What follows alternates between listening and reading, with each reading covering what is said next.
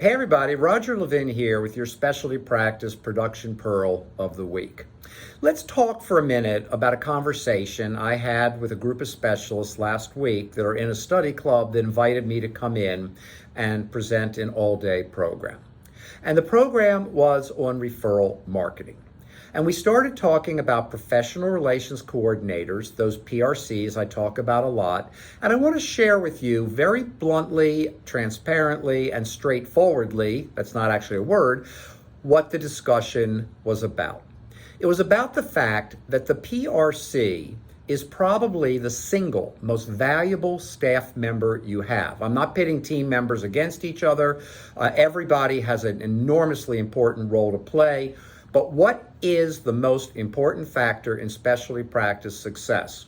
And if you didn't say referrals, give me a call and let me explain this to you directly, because it is referrals.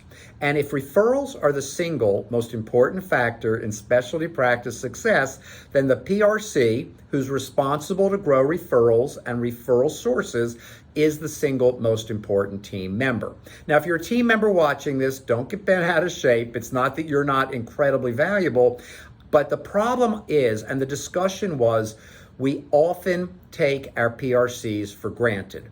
We engage people of limited skill and we don't train them enough. We engage people at certain compensation without a plan to improve. You need to elevate the PRC in importance in practices. And the reason is they are a full team member. So my first point in this is hire, train, and pay attention to your PRC because they have a critically important job in the practice. My second point is give your PRC time. We meet doctors who have PRCs, your professional relations coordinators, and rarely meet with them. They're not an afterthought. Sometimes they work from home. Sometimes, do they even come to your staff meetings? Make them a full part of the team. They're not someone extra. They're not the office manager's frustration or annoyance to now have to deal with. They build your referrals.